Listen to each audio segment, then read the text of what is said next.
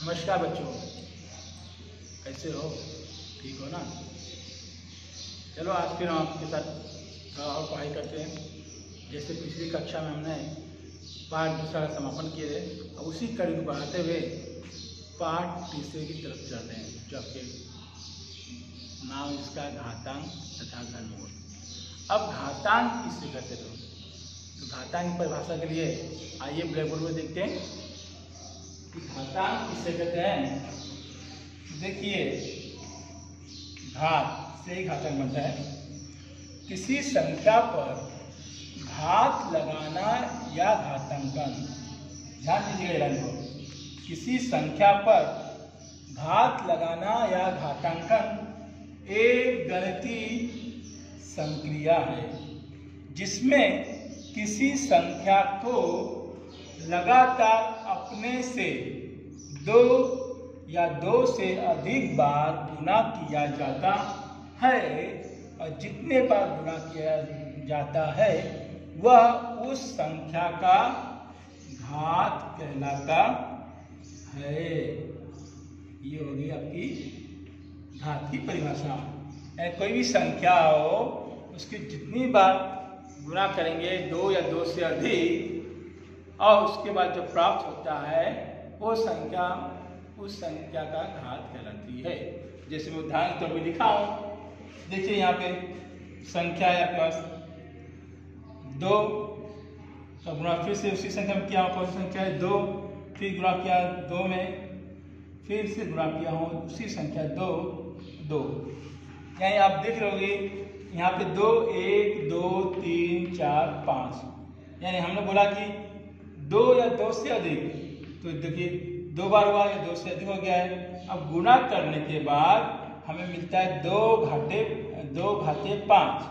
अब ये 5 कैसे आया आप पूछोगे, तो बताने जाओगे 2 के ऊपर घात है, कितना है दिखाई दे रहा है? नहीं, अर्थात 1 रहता है, यानी 1, ये भी 1, ये भी 1, ये भी 1, ये भी 1, यानी 1 को 1 मिलाएंगे तो 2 में 1 मिलाए तो 3 में 1 मिलाए तो 4 में 1 मिलाए तो 5, यानी 2 घाते 5। इस प्रकार होता है, जिसमें ये 2 क्या है?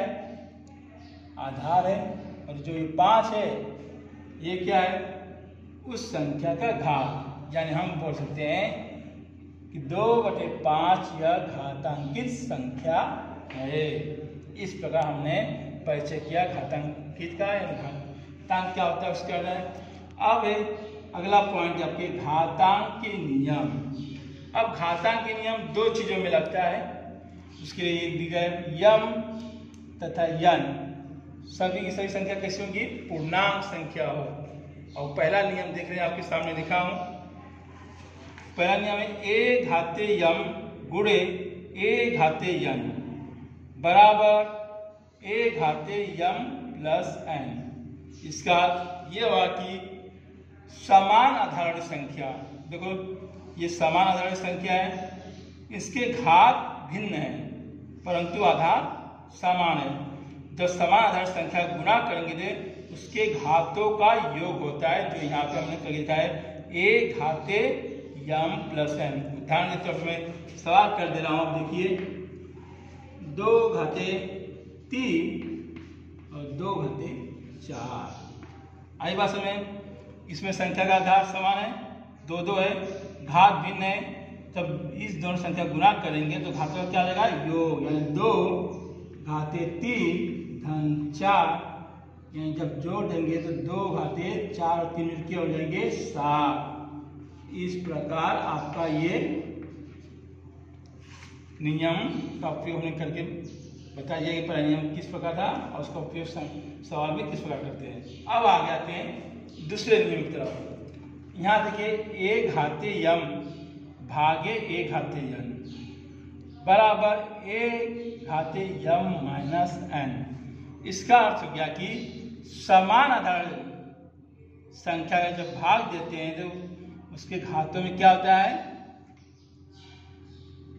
घटते घात, यानी बड़े घात में से छोटे घात को घटा देते हैं। जैसे मैंने यहाँ लिख दिया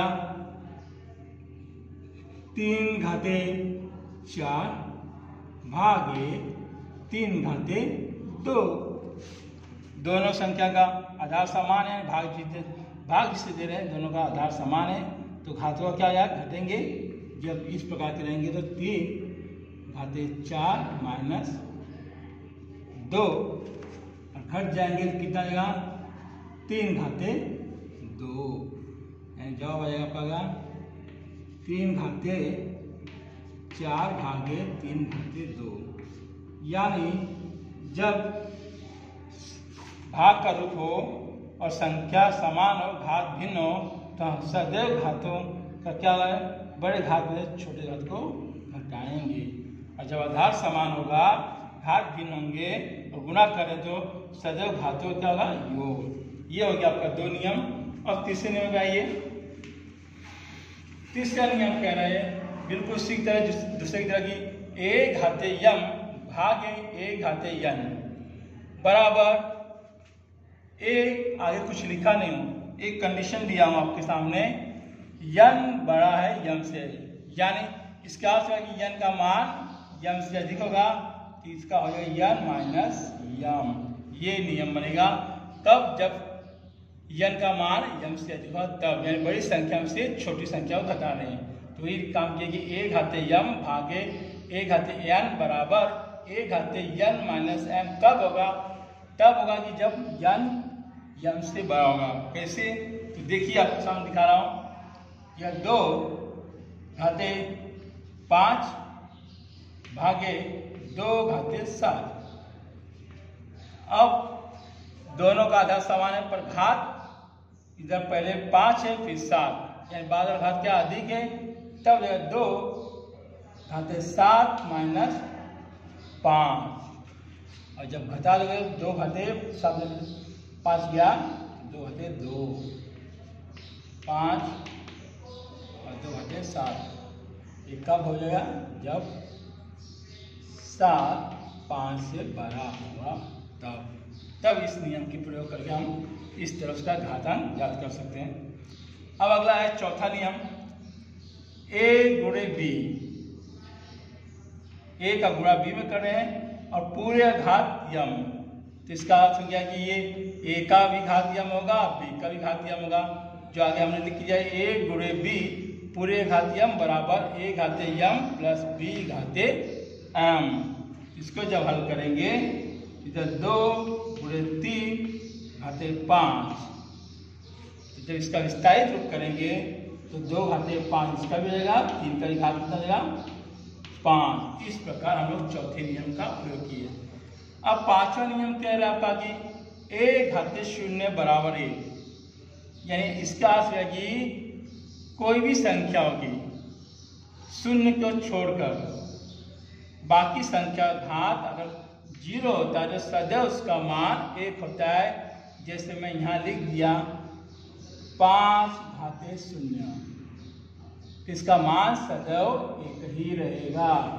अब आप सोचोगे सदैव 5 0 लिख दें तो 0 घात 0, तो इसका कोई अर्थ नहीं निकलेगा। इसलिए हम बोलेंगे 0 के अलावा कोई भी संख्या रहेगी और उसका घात 0 है तो उसका सदैव मान 1 होता है। अब उसके आगे छठा सवाल यानी छठा नियम। अब यहाँ पे करें a घाते माइनस m, यानी जब किसी संख्या का घात ऋणात्मक हो तो उसको अगर धनात्मक परिवर्तित करना है तो भाग के रूप में आ जाएगा, a के नीचे आ जाएगा a घाते यम। अर्थात हम ऐसे लिख देंगे कि अगर इधर लिख दिए 3 घाते माइनस 4 तो इसका धनात्मक घात कैसे हो जाएगा, तो 1 बटे 3 घाते 4, ये रूप बनेगा। ये का छठा। और सातवां देखिए a के घाते यम कोष्टक बंद पूरे घाते m, यानी a का घात यम है और इस दोनों का घात क्या है यन, तो ये दोनों घात एक दूसरे एक के ऊपर एक है तो इसमें कौन सा रिश्ता बनेगा, गुणा करने का, यानी a का घात क्या हो जाएगा यम गुणे n। अर्थात इधर हमने संख्या लिख दिया कि 2 घाते 4 और उसके घाते 5, तो हो जाएगा आपका, अब ये दोनों 4 का 5 में गुणा हो जाएगा, यानी 4 गुणे 5 बराबर हो जाएगा 2 घाते 5 चौके 20, यानी इसका ये रूप हो जाएगा। यानी जब किसी संख्या घात के ऊपर घात हो तो दोनों घात का क्या होता है, गुणा होता है, और गुणा करने में जो मानता है उस संख्या का घात कहलाता है। अब आगे ये 8वां नियम, a/b, यानी कि संख्या कैसी आपकी है, भिन्नात्मक संख्या है, इसका घात यम है, यानी भिन्नात्मक संख्या उसका घात यम, तो यम घात इस a का भी है b का भी है। कैसे देखिए, यहाँ लिखा a/b का घात यम बराबर a/m/b/m, यानी हमने यहाँ लिख दिया 3/7 का घात है कितना, 4।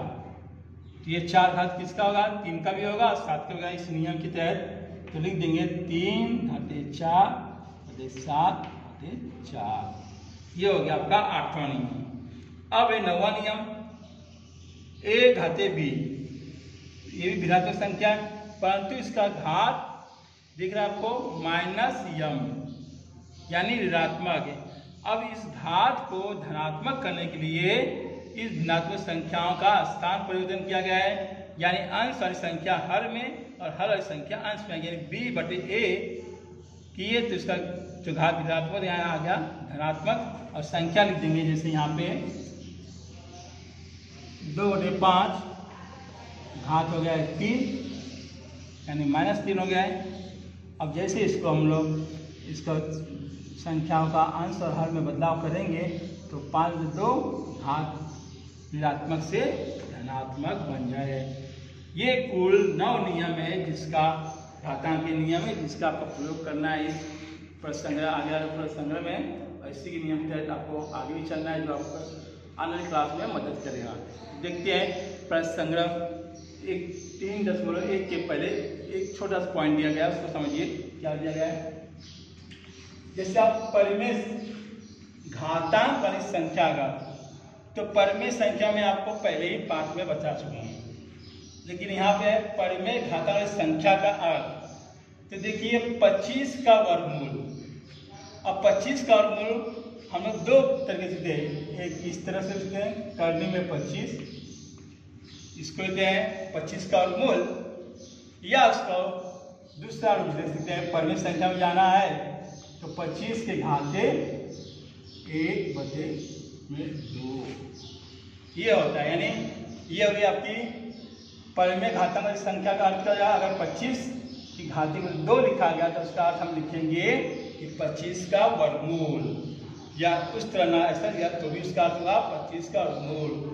अब 64 का घनमूल बोला गया, तो 64 का घनमूल यानी वर्गमूल 1/2, तो यहाँ पे आ जाएगा 64 घाते 1/3, यानी जब इस तरह हम लिख के संख्या 64 की घाती 3, तो इसका अर्थ होता है 64 का घनमूल, या 64 का घनमूल को संख्या के रूप में लिखना तो 64 घाते 1/3।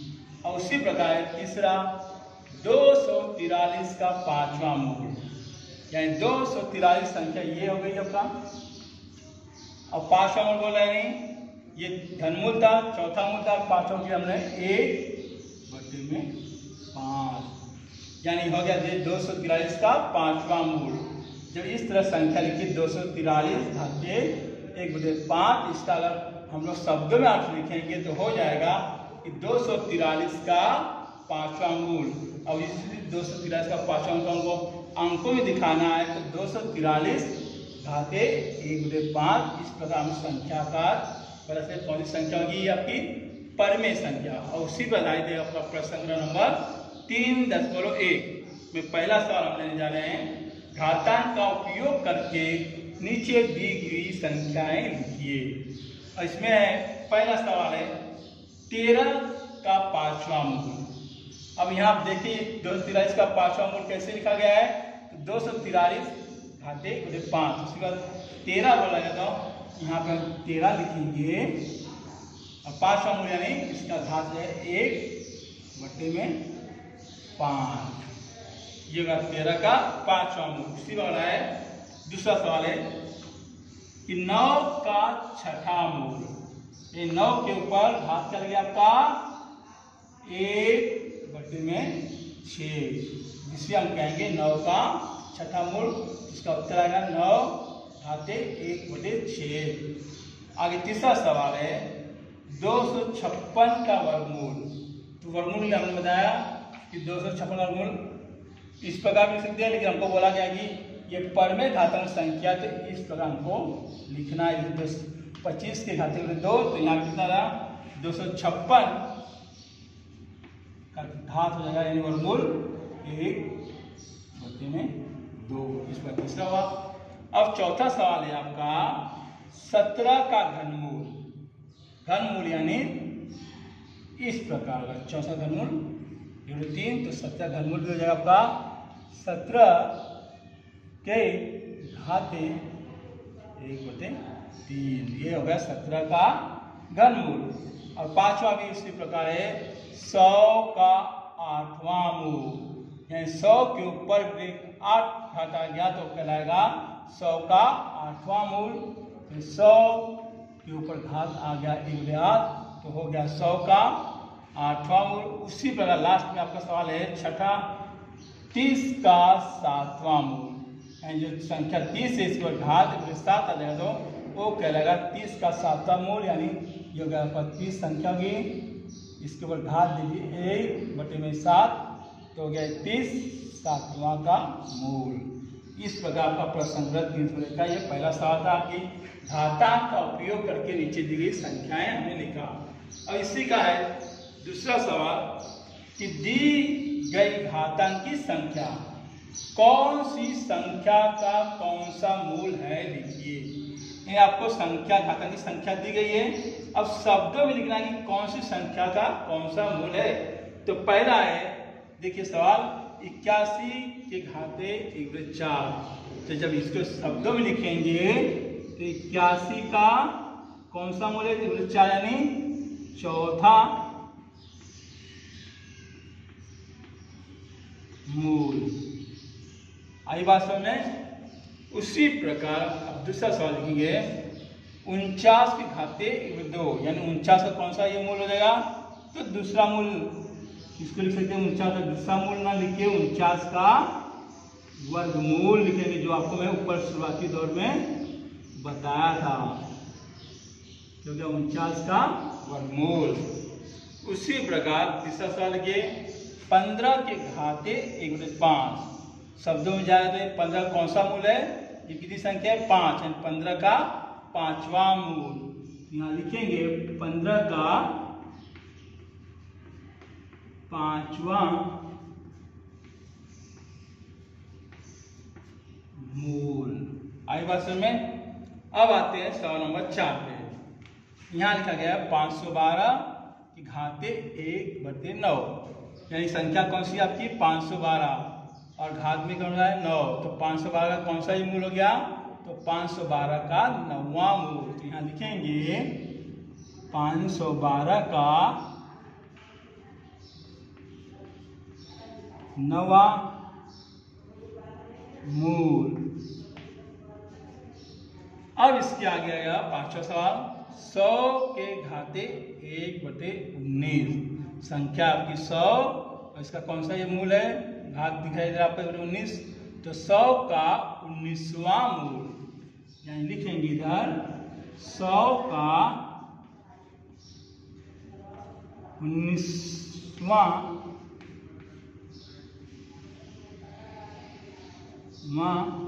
मूल, यानी 100 का हो गया आपका 19वां मूल। और लास्ट में बचा आपका छठा सवाल 6 के घाते 1/7। संख्या 6 है, 1/7 में घात 7, तो 6 का कौन सा मूल है 7वां मूल। 6 का 7वां मूल। ये था आपका सवाल नंबर 2 के सभी प्रश्नों के उत्तर कि घातांक की संख्या कौन सी थी और कौन सी संख्या का मूल लिखना था। अब ये तो आपका हो गया घातांकित तथा घनमूल के पाठ का पहला भाग। इसमें आपको हमने घात का परिभाषा बताया और घातांक के नियम। अब घातांक के नियम के नीचे आपके पाठ्य पुस्तक में सवाल लिख के दिए गए, जो आपको हल करके हमको ग्रुप में को आप दिखाएंगे, जिसके वजह से हम बताएंगे कि और सवाल आपका बिल्कुल सही है या गलत। और साथ में ही प्रश्न संग्रह 3.1 के दोनों ही सवाल को आप पुनः सही तरीके से अपने पुस्तक में लिखेंगे और हमें दिखाएंगे, जो आपका ये घर काम होगा। तब तक के लिए मैं आपसे विदा लेता हूँ। अगले वीडियो में मुलाकात होगी। धन्यवाद, नमस्कार जी।